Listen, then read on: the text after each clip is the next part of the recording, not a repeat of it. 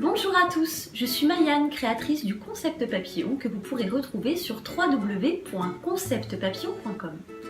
Aujourd'hui, nous allons aborder un sujet qui m'a été particulièrement demandé, qui est celui de l'éducation positive ou parentalité positive. Si vous regardez cette vidéo, c'est probablement que vous avez envie de développer avec votre enfant une communication plus saine, une éducation plus saine et moins autoritaire. Nous allons donc parler, pour ce qui me concerne, je pense être la base, c'est-à-dire la CNV ou communication non violente. C'est parti! C'est une méthode de communication qui sert particulièrement dans la vie et en général, et on pourra développer dans d'autres contextes et dans d'autres vidéos en quoi la communication non violente peut nous être tout à fait positive. Mais elle est particulièrement aussi positive justement dans l'éducation, et j'apprends aux parents qui viennent me voir à développer ce qui me semble être important pour pouvoir communiquer avec bienveillance avec son enfant, ce qui est l'empathie. Donc l'empathie, c'est-à-dire de comprendre, de se mettre à la place de son enfant, de se mettre à la place de la personne avec qui on parle tout simplement, pour comprendre dans quel état elle est et pourquoi est-ce qu'elle agit de cette façon, pourquoi est-ce qu'elle a fait ça, etc. Donc en fait, il est important de comprendre déjà que les enfants ne sont pas nés pour être sages, ils ne sont pas nés pour ne pas bouger, pour ne pas parler, ils ne sont pas nés pour rester à leur place, ils sont nés justement pour tout toucher, tout observer, tout essayer, et ils n'ont pas conscience des conséquences de leurs actes. Donc il est très très important dans l'éducation positive de toujours essayer de se demander est-ce que notre enfant est capable de comprendre l'autorité justement que j'essaye d'apporter à ce moment T. En fait, on se rend compte qu'on obtient difficilement des résultats pertinents, efficaces, lorsque l'on fait preuve d'éducation autoritaire. Vous avez déjà remarqué que vous pouvez crier, vous pouvez punir, et il arrive très souvent un moment où vous vous dites mais je comprends pas, j'ai tout essayé avec cet enfant, je n'y arrive pas, je ne comprends pas, j'aimerais trouver des méthodes, j'aimerais savoir comment les autres font pour que ça marche. En tous les cas, il y a un moment donné où vous vous retrouvez bloqué. Et peut-être avez-vous aussi déjà ressenti cette sensation que vous n'y arrivez plus, qu'il ne vous comprend pas, que vous êtes bloqué. Et peut-être aussi avez-vous déjà eu des réflexions de votre entourage. Tu ne devrais pas lui crier dessus, tu ne devrais pas t'énerver. Ou bien alors peut-être même de votre mari qui, si vous êtes une femme, qui est tentée peut-être parfois de vous dire mais tu passes ton temps à crier, tu fais que crier, etc. etc. Donc en fait, ça c'est principalement parce que justement vous n'êtes pas dans l'éducation positive, et donc si vous regardez cette vidéo, c'est que vous avez envie peut-être de vous renseigner un peu plus là-dessus ou bien de la mettre en pratique. Alors on va voir ensemble comment faire. Pour commencer, on va faire un jeu de rôle. Ce jeu de rôle, il consiste à se mettre dans la peau d'un enfant. Donc vous allez vous mettre dans la peau d'un enfant d'à peu près 3 ans. Et moi, je serai le parent, le grand-parent, la mora, donc la maîtresse, peu importe qui puisse avoir une autorité, en tout cas un adulte. Et vous allez faire quelque chose et je vais moi réagir d'abord d'une manière avec l'éducation autoritaire, et puis ensuite je vous montrerai avec l'éducation positive. Donc imaginez que vous êtes un enfant de 3 ans et vous vous retrouvez dans la cuisine. Déjà, la cuisine, c'est un endroit magnifique où vous avez toutes sortes de choses qui vous donnent envie d'explorer, de toucher, de renverser, de mélanger. Enfin, voilà, c'est un parfait endroit de jeu pour les enfants. Donc vous êtes dans cette cuisine et vous avez le sopalin et vous avez le robinet d'eau. En admettant que vous avez accès à cet évier, alors vous allez prendre du sopalin et vous allez allumer l'eau, et vous allez mettre le sopalin sous l'eau. Et vous allez vous rendre compte que c'est très marrant, parce qu'en fait ça absorbe et ça commence à se désintégrer. Et c'est tellement marrant que vous allez recommencer et recommencer. Et puis avec tout ce papier mouillé, vous allez faire des boules. Et puis plus en plus de boules. Et moi, je suis donc la personne autoritaire, et je vais arriver et je vais vous trouver. Donc je vais rentrer et je vais dire mais ça va pas? Mais t'es bête ou quoi? Mais tu vois pas que ça va boucher l'évier? Tu vois pas que tu fais n'importe quoi? T'en as mis partout. Alors qui va nettoyer maintenant? Comment on va faire? Comment on va faire si tu tu bouches l'évier? Qui va appeler un plombier? C'est toi qui vas appeler un plombier? Qui va déboucher? Qui va nettoyer? C'est n'importe quoi. Tu fais que des bêtises. J'en ai ras-le-bol. Et là, on va se poser la question. Qu'est-ce que vous avez ressenti, vous, en tant qu'enfant, lorsque j'ai crié? Est-ce que vous avez ressenti de la tristesse? Est-ce que vous avez ressenti de la colère? Est-ce que vous avez ressenti de l'injustice, de l'humiliation, de la vengeance, un sentiment de vengeance? Est-ce que vous vous êtes dit, comment je vais faire pour faire ça la prochaine fois sans que les adultes me trouvent? Donc en fait, se cacher des adultes et faire des choses que vous ne verrez pas. Donc il est important de se rendre compte que lorsqu'on crie sur un enfant, lorsqu'on est agressif avec un enfant, mais forcément il développe des sentiments. Et ces sentiments, ils sont liés au fait qu'il ne comprend pas. Un enfant de 3 ans ne peut pas comprendre que s'il met de l'eau dans l'évier, ça va boucher l'évier. Il ne peut pas comprendre que vous êtes en colère. Pour lui, c'était quelque chose de drôle. Il essayait quelque chose avec de l'eau. C'est plutôt inoffensif. Et il n'a pas ce concept de danger par rapport à l'évier, de nettoyage. C'est quelque chose qui est complètement en dehors de sa perception. Donc, la première chose, quand vous voyez quelque chose comme ça, c'est vous-même de vous poser, d'apprendre à gérer vos émotions. On le verra dans d'autres vidéos et on le voit en atelier, comment faire pour gérer ses émotions. Donc la première chose, c'est de s'apaiser. Là, en l'occurrence, il ne s'est rien passé de grave ou de dangereux. Donc on va essayer de stopper la situation, d'expliquer à l'enfant, tout en gardant une méthode de communication qui est bienveillante.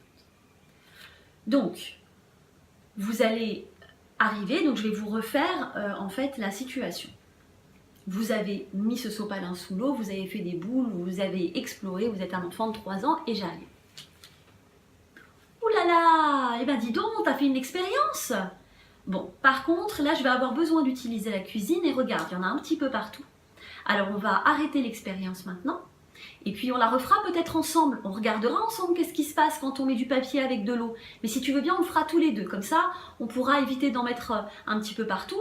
Et puis surtout, regarde, tu vois, si le papier tombe dans l'évier, ça risque de boucher l'évier. Alors, ça pourrait être embêtant et ça pourrait empêcher maman ou papa de faire la vaisselle ou de faire la cuisine, donc ce serait embêtant. Alors regarde, ce que je vais te demander maintenant, c'est de ramasser tout ce papier, de le mettre proprement dans la poubelle, de nettoyer un petit peu ce que tu as fait, et comme ça après je vais pouvoir utiliser la cuisine.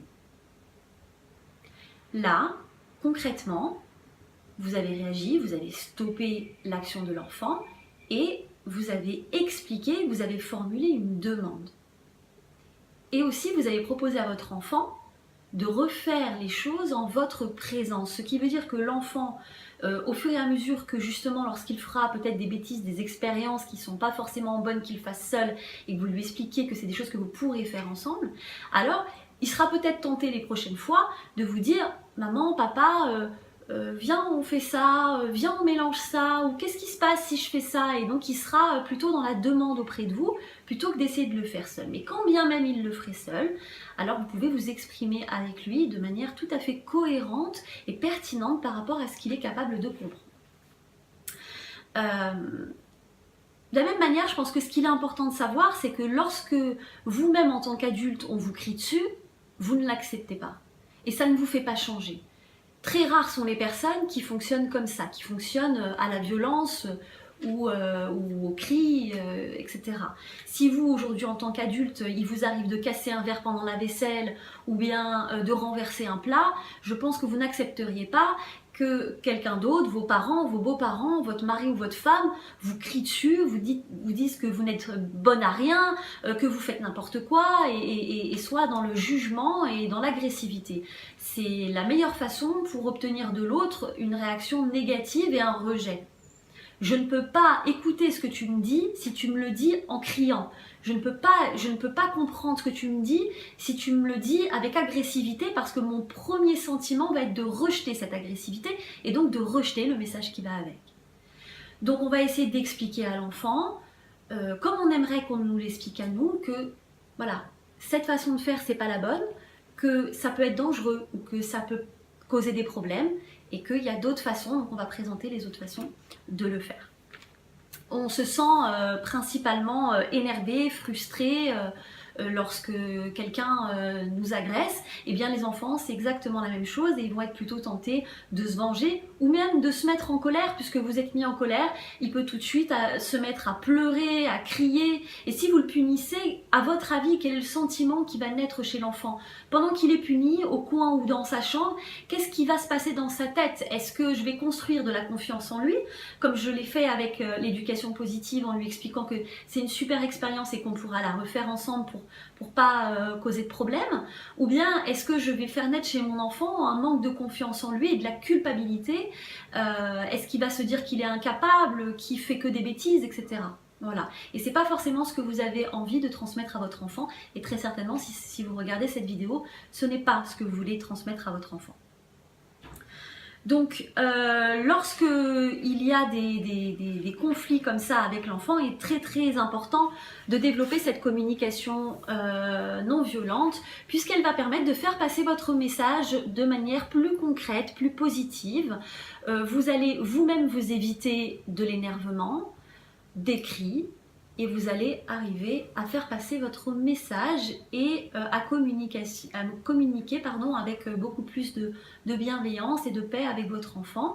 Et puis ça sera tout aussi positif pour vous, puisque du coup vous n'allez pas crier, donc vous n'allez pas vous énerver, et vous allez apprendre à gérer cette émotion. Donc un petit mot aussi avant de terminer cette vidéo, de la conclure, un petit mot sur la gestion des émotions. Il est évident que dans l'éducation positive ou la parentalité positive, il y a une notion très importante de gestion des émotions. Donc c'est quelque chose que l'on développe en atelier, que vous pourrez développer avec moi en atelier, mais qui me semble très très important d'allier à votre volonté d'éducation positive, parce que c'est très facile de dire il faut réagir de telle ou telle façon, mais en même temps, si votre enfant vous fait une crise de colère devant tout le monde et que vous ne savez pas comment réagir, vous allez vous énerver, et vous allez vous énerver parce qu'en fait ça correspond à une émotion que vous ressentez à ce moment-là. Donc soit parce que vous ne savez plus quoi faire, vous êtes perdu, vous êtes gêné, vous vous sentez attaqué. En tous les cas, le fait que vous vous énerviez, ça vient profondément d'une émotion que vous ressentez en vous. Donc il est très très important, avant de travailler sur l'éducation positive, de travailler sur la gestion des émotions, alors soit avant, soit pendant. Ça me paraît assez important que vous soyez toujours capable d'écouter ce que vous ressentez au plus profond de vous. Si vous vous écoutez, vous allez être plus capable de vous gérer. Si vous vous gérez, vous allez être plus capable de transmettre à l'autre. La communication non violente dans l'éducation positive, pour conclure, sert principalement à permettre à votre enfant d'entendre votre message, car lorsque vous criez ou lorsque vous le punissez, vous êtes dans la confrontation avec lui, vous êtes dans la colère par rapport à votre gestion d'émotions, et du coup dans sa colère à lui, et aucun message ne passe, ni le vôtre ni le sien. J'espère que cette vidéo vous a plu, j'espère que vous avez pu en savoir un petit peu plus sur la communication non violente dans l'éducation positive. J'espère vous retrouver dans d'autres vidéos où nous allons pouvoir développer différents points en éducation positive, par exemple sur la gestion des colères et des caprices des enfants, ou bien tout simplement sur comment leur apprendre à ranger leurs affaires, ranger leur chambre, ranger leur linge sale, sans avoir à s'énerver ou à répéter. Merci encore de votre attention, à très bientôt, et je vous rappelle www.conceptpapillon.com. À bientôt.